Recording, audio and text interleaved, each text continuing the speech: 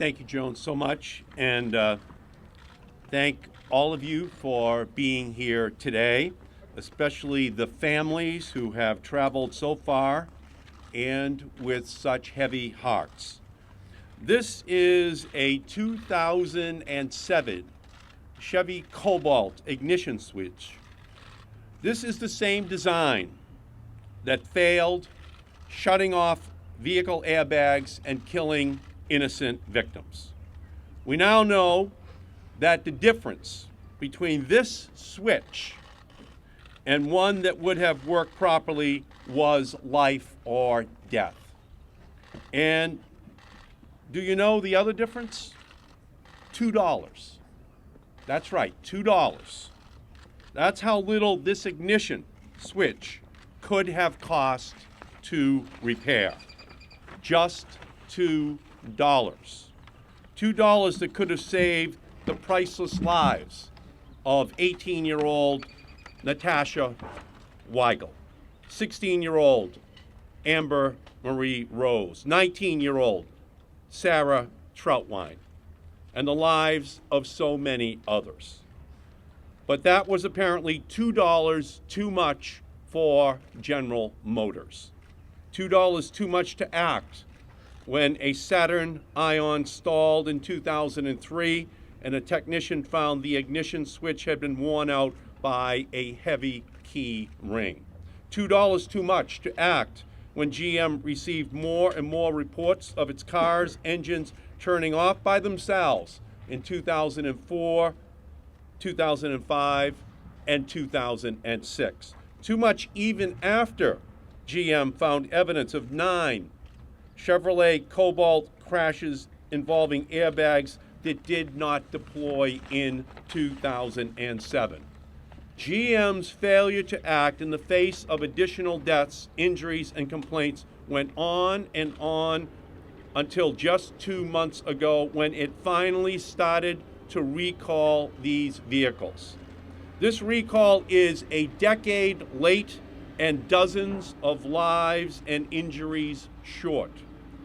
What is almost as enraging as GM's failure to act is the Transportation Department's refusal to stop allowing companies to hide fatal defects from millions of car owners.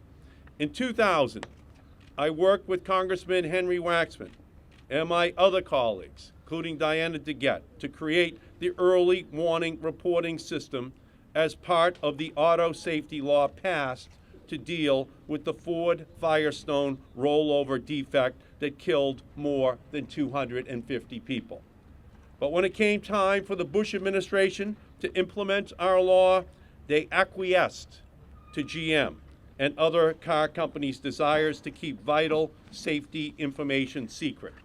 In 2010, when Congress learned about the Toyota sudden unintended acceleration safety defect, I wrote an amendment to require automakers to automatically submit documents like accident reports into the early warning reporting system. That way, consumers, safety experts, or the Department of Transportation could get real early warnings before a decade of deaths and deception passed. But automakers opposed my efforts to make more information public. The bill passed without those requirements. And in 2012, the automakers also opposed another requirement to make more information public that were in the Senate's transportation bill. Today, I say, enough is enough. Today, I call upon the automakers and the Transportation Department to support the bill that I introduced along with Senator Richard Blumenthal last week to ensure tragedies like this never happen again. Our bill would do 4 main things to protect our roads and our families. 1, it would require automakers to submit the documents that first alerts them to fatal accidents involving their vehicles to the searchable early warning reporting system. 2, it would require the Transportation Department to publish materials it receives about safety accidents that it currently keeps secret. 3, it would require the Transportation Department to upgrade its databases to give consumers the tools they need to protect themselves. And 4, it would require the Transportation Department to use the information it has to better identify fatal defects before they claim more innocent lives. This is the least we can do for the lives that have been lost and the families that are still struggling for justice.